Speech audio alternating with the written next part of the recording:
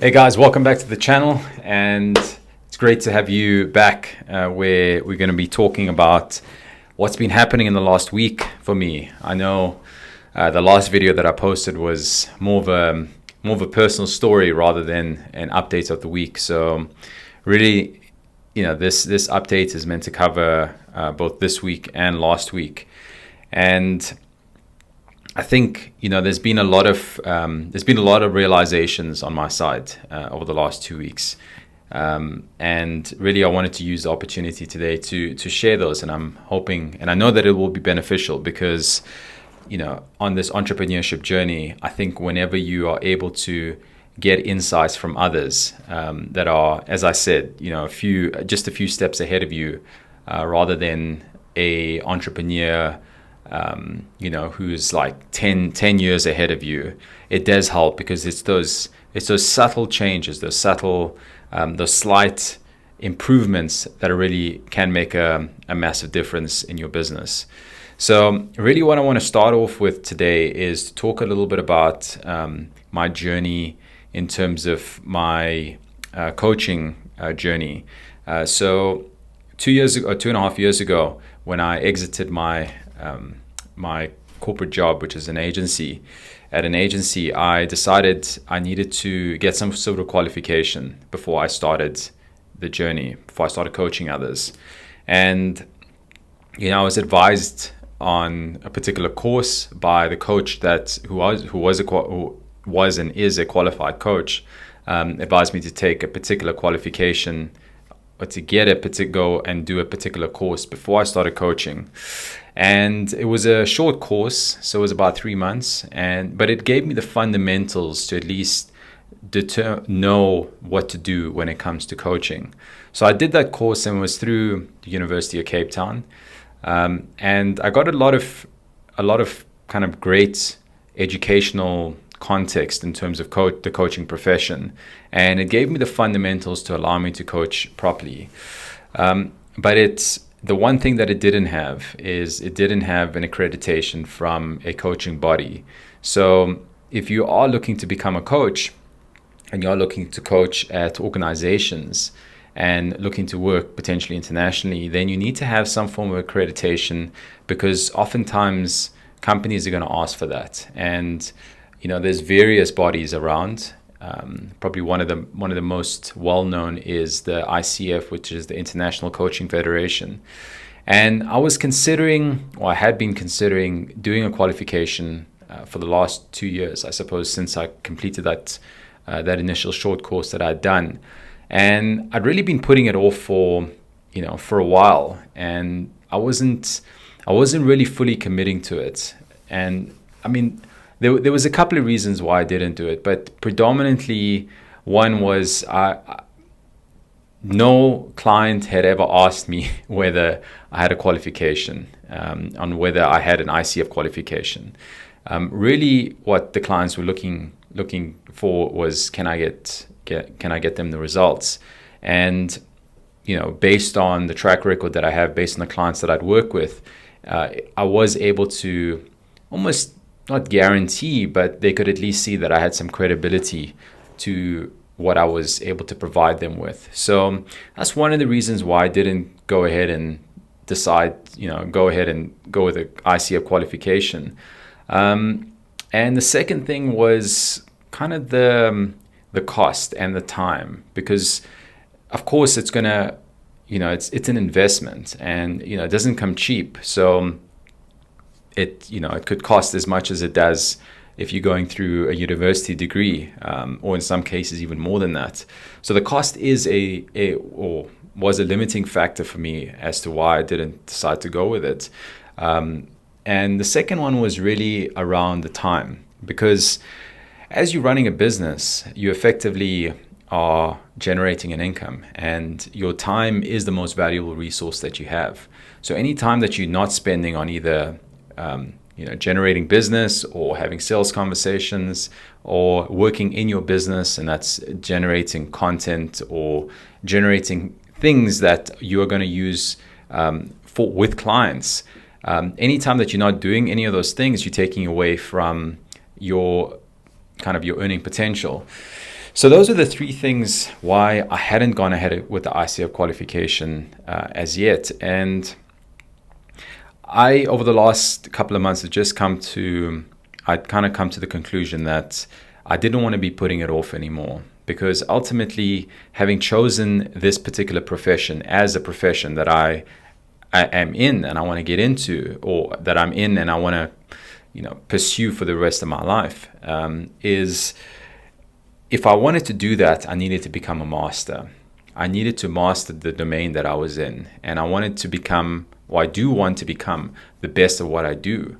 And ultimately, that for me is really what drives me, is to become the best possible version of a coach in this particular industry, in this profession.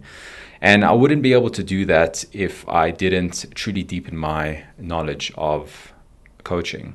So that's one of the realizations that I kind of came to. And the second thing is that when it comes to any work that you're going to be doing, it is going to require sacrifice on your part. So if that meant that I have to put in extra hours and I need to work in the evenings, or I need to wake up early, or I need to work on the weekends, well, then so be it. That's a sacrifice that I was or am willing to make.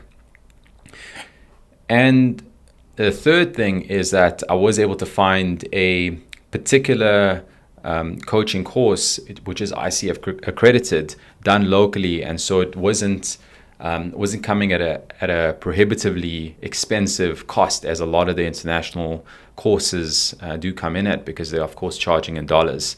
And for those three reasons, I actually decided to enroll, and I actually started with the qualification this week. So it is going to be a couple of months process. And this week was the first 3-day intensive that I went through. And I found it such a beneficial, or at least in the last 3 days, and I've still got a few months to go, but I've just realized to myself that it was the right decision to make. And I really am enjoying deepening my knowledge in this, in coaching, and to connect with other individuals that are on similar journeys. So it's just been a remarkable, I suppose, realization for me, is that sometimes we put these things off that, constantly I had in the back of my mind on an ongoing basis, just reminding me or kind of prodding me and saying, why don't you do it? Why don't you do it? Why don't you do it? And I've been putting it off, and I realized that I was holding myself back. So having made the decision and having at least started with the course, I know I've made the right move. And I know that this is going to, one, deepen my skills so that I can be able to show up better for my clients. And then two, also be able to show up for,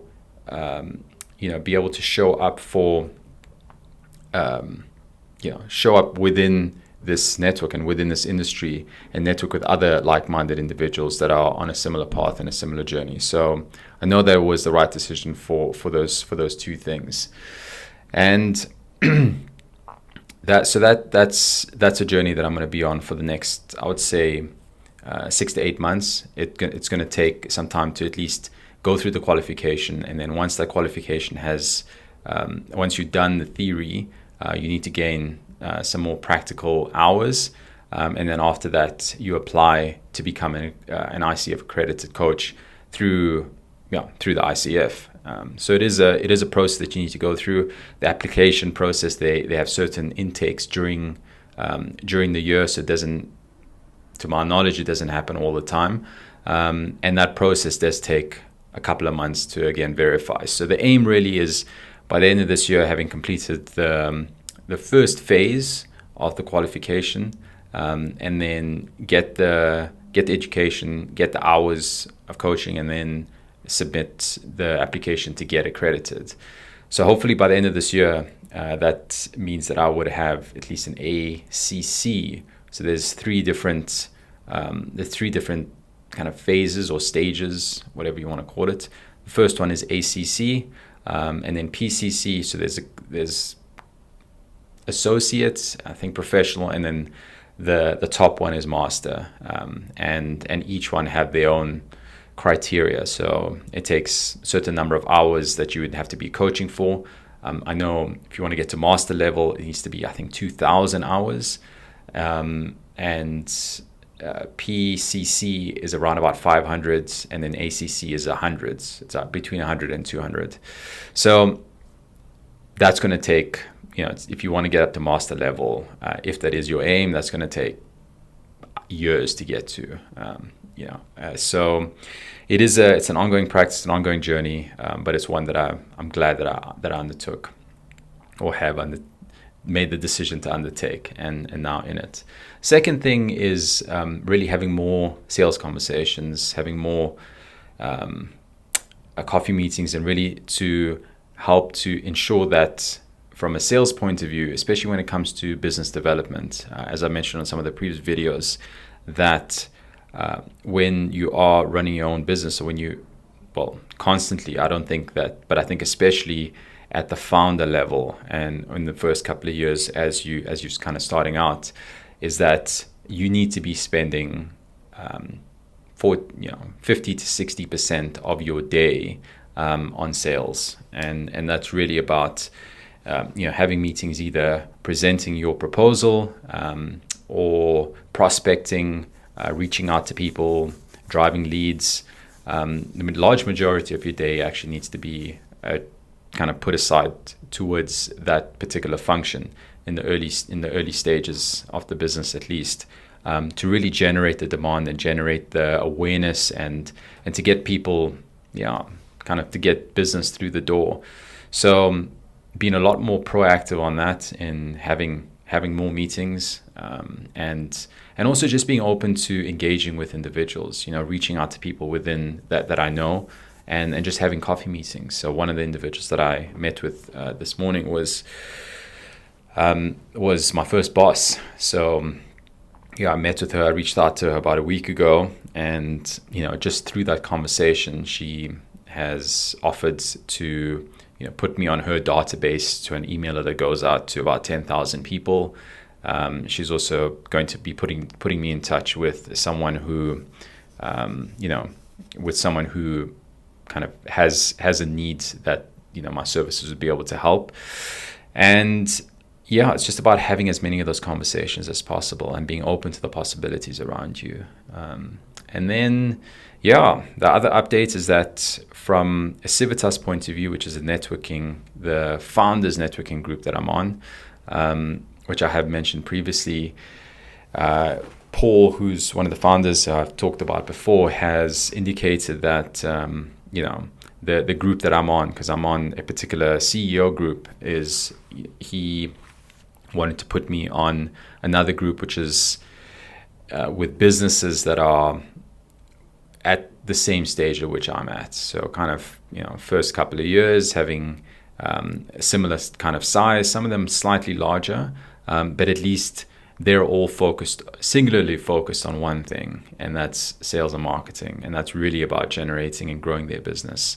So I think being surrounded by businesses and individuals that are having those sort of conversations, talking about the different strategies and the tactics and the things that they're doing to help to grow their business, is going to help me, one, from a mindset point of view, and then secondly, of course, from a tactical perspective, because maybe there's some things in there that they are talking about that's going to help me to grow my own business. So those are really the updates for this week, and that's kind of been the last 2 weeks actually.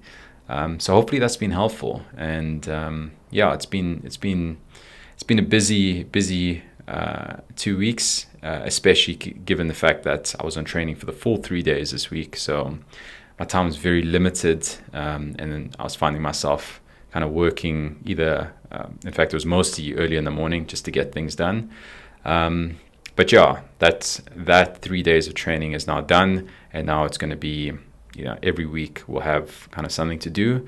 And of course, revising all that content and then applying what I've learned, and being able to provide that value to the clients that I'm working with. So excited about doing that and applying those new skills.